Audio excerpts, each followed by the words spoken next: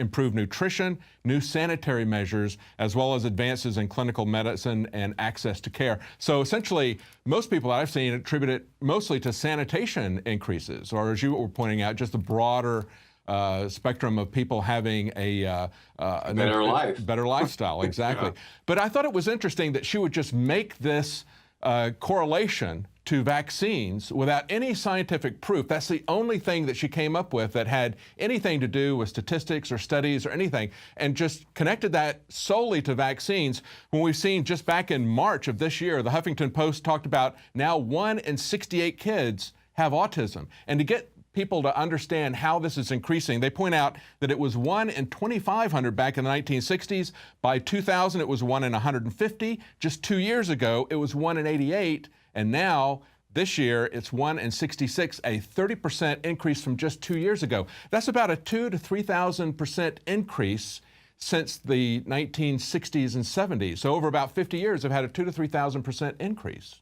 Yeah, well, you can parallel this explosion in diagnosed autism, which we're really talking about brain damage, neurological damage, from the growth, or with the growth, in the CDC schedule of vaccines. More vaccines given earlier to babies.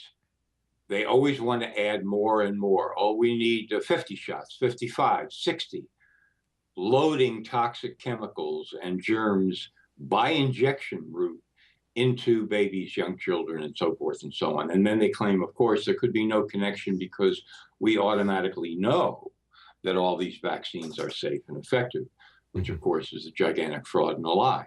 Yes, yes. This study throws into question the other studies that they use to justify this. Now, to quote the doctor, Dr. Thompson, he said that they had omitted statistically significant information out of this. And I think it would be statistically significant. If I had a child that was in that demographic, I would want to know that there'd been a 340% increase in their risk. I might take that in consideration and not give them the measles, mumps, and rubella shot. I remember when I was a child and one of my friends would get the measles, they would take me to his house so I could get the measles as a childhood disease. It was simply a fever for a few days. It wasn't that I would have to suffer with autism for the rest of my life. Exactly. That was the root of immunization. Yeah. You get the disease, you recover. Mm-hmm. And this has been also completely covered up because now the propaganda machine spits out that these childhood diseases are all extremely serious and potentially lethal and so forth. And so the only way to stop massive death and destruction from happening is to vaccinate, vaccinate, vaccinate, vaccinate. Well, this is just another gigantic lie. The CDC, people have to understand, the Centers for Disease Control, is basically a PR front agency for the pharmaceutical industry. That's what they are. That's what they do. The industry is their client. So when it comes to drugs and vaccines, they continually figure out ways to promote them, to publicize them, to scare the public into taking them. This is all just very routine. It's part of their daily business. That's what they do. And they also publish studies, you might even say as a kind of sideline, to justify and explain the, quote, science that allows us to do all of this lying propaganda. So when Thompson came out, the whistleblower, and said, wait a minute, this 2004 study was a fraud, again, people have to understand that within the world of medical research, an admission like this is a gigantic scandal. If it had been about anything else, you would see headlines. But because it's about the most protected area of the medical system, vaccines, the effort has been completely in the opposite direction. We're almost out of time, but I wanted you to quickly address the issue that you brought up in the article that came out yesterday on INFOWARS.com. CDC whistleblower's confession, his personal safety, you believe, is still an issue. Talk about the fact that he tries to walk this back and say that he got an award since this information came out from the CDC. Talk to us a little bit about what's going on there. And if you could briefly talk about the fact that when CNN goes to Dr. Stefano, who is at the CDC, head of vaccine safety, he puts forth a explanation for autism that is novel and pretty amazing. Yeah, let's take up that first. See, DiStefano was one of the co-authors on the study that Thompson has now admitted was a fraud. But DiStefano is something else entirely as well. He is an executive at the CDC who has been in charge of vaccine safety. So he's wearing two hats here, which is already a conflict of interest. Yes.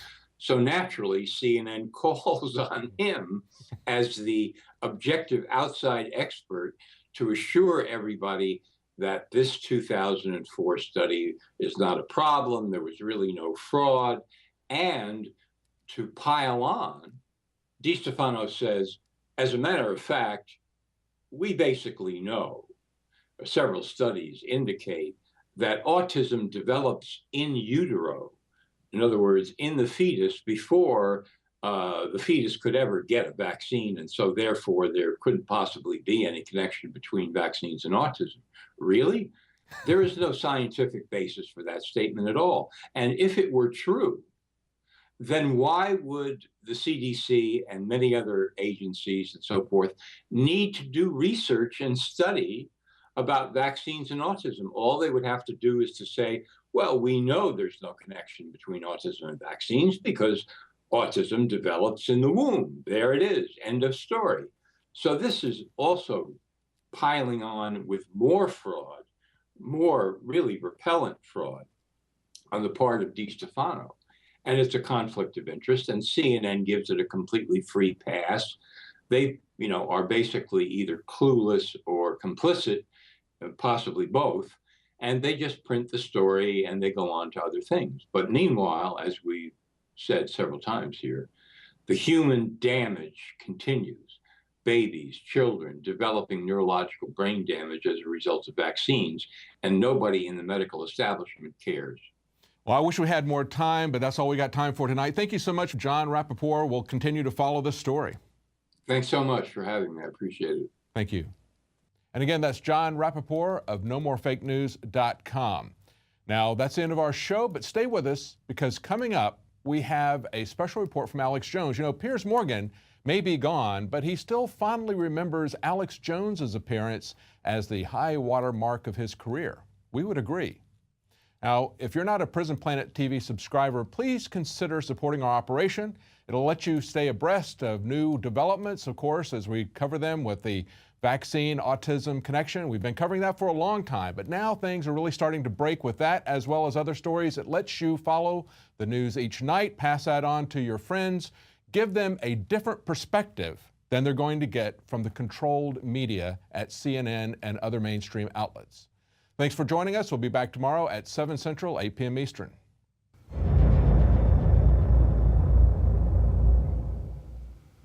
This is Alex Jones for InfoWarsLife.com. The latest in preparedness is now here. An electrically stabilized colloidal silver solution that can be added to both your home cabinet and preparedness pack alike. Concentrated to 30 parts per million in what has been dubbed the survival silver solution. And it's entirely free of toxic artificial additives that are loaded into many products. Purchase your bottle of InfoWarsLife.com Silver Bullet Colloidal Silver today and find other amazing supplements at InfoWarsLife.com.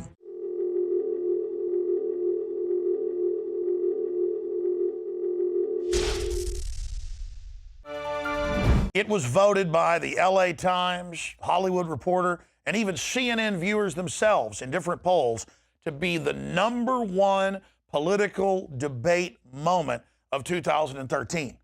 In fact, it's still written about today, not just here in the United States, but all over the world. What am I talking about? Well, that January 7th, 2013, now over a year and a half ago, 2-segment debate. It was supposed to go for 3 segments that I had with Piers Morgan. Really the archetypal image of state-run media, of a system based on deception and manipulation. And Piers Morgan has now doubled down. His contract is officially up with CNN that they pulled him off the air months ago, as I guess he prepares to move back to England. And Piers Morgan has come out and said that he wants to be remembered in the tweet that we have on screen as the person that did this. And then he links to a YouTube video that has some of the highlights of our discussion. Well, he should never let us tolerate to murder Americans. To murder. I can speak in this accent as well. Yeah. The But is that what you government, believe? Hitler firebombed his own Reichstag, Pierce, to bring in martial law in Germany, April 27th, 1933. Governments have staged terror attacks throughout history or allowed terrorists to attack as a pretext to invade and enslave the populations.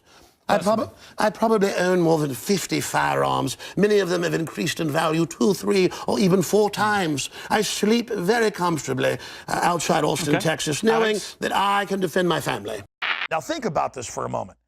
At this point, he began to lose more and more of his viewers, and over the next year completely collapsed in the ratings.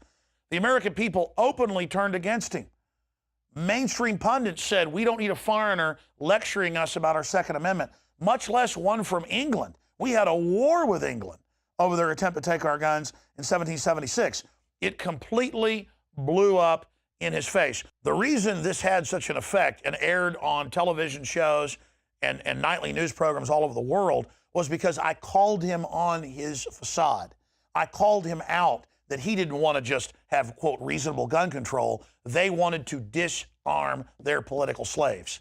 And the American people turned against him because they didn't want to have a redcoat who we had a war with back in 1776 over the attempt to confiscate guns, now lecturing us in what was 2013.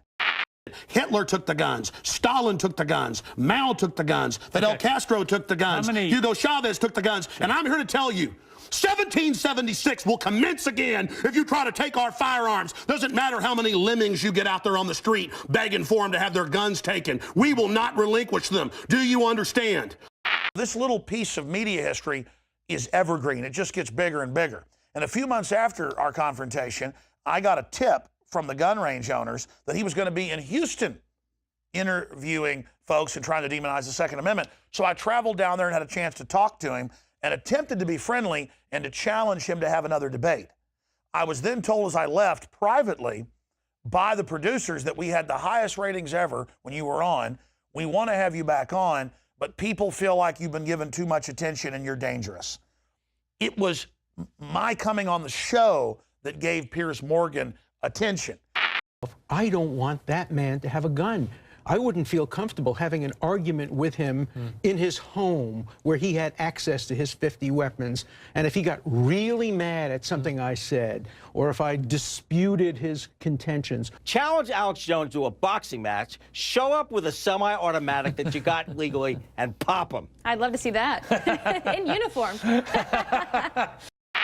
I don't need Piers Morgan for attention. My ratings go up. Freedom is popular. Our operation is growing. It's CNN that's imploding. But I'm glad the mainstream media and Piers Morgan are still defiant and delusional because they still think doing the same thing over and over again, lying to their viewers, deceiving people is working as they hemorrhage out day after day, month after month, year after year, as their ratings go down. And not just CNN, but MSNBC, you name it. The people are waking up. Congress has a 7% approval rating. And I love the people of England. I myself have English heritage. I want 1776 worldwide. I want them to get a right to defend themselves there as well, so they're not the mugging capital of Europe. I want to see a Swiss system of low crime and an armed citizenry where women can protect and defend themselves. We all have a right to defend ourselves, and it's that simple. And the American rejection of Piers Morgan, the American rejection of teleprompter media, and the American embracing of teleprompter-free media and liberty-based, truth-based media is taking the world by storm. So I want to thank all the viewers for their support over the years. And I want to thank all of the independent media folks out there that are promoting freedom in the face of this tyranny. We are winning. We have defeated Piers Morgan, and we're going to defeat the entire state-run media complex, no matter how much propaganda, lies, race baiting, and deceit they spew, because liberty and freedom is popular. Well, that's it tonight from the INFOWARS.com News System Studios. We are the tip of the spear. Never forget that all of you are incredibly important. And when you're watching and listening to this transmission and spreading the word, that you are the resistance. You are watching the INFOWARS Nightly News, which airs 7 p.m. Central at INFOWARSnews.com. Members can share their passcodes with